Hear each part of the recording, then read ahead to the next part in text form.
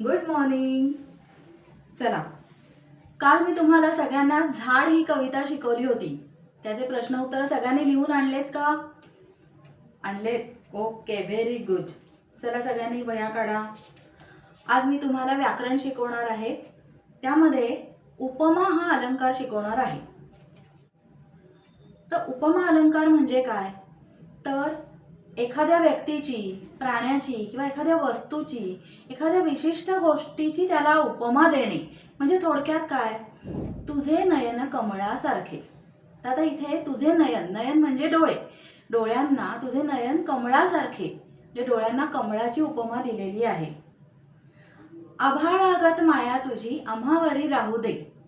तर गत म्हणजे इथे साम्यवाचक आलेलं आहे.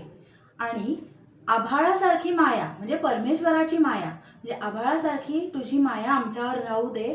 इथे आभाळासारखी माया हे इथे उपमा हा अलंकार तयार झालेला आहे. ठीक आहे.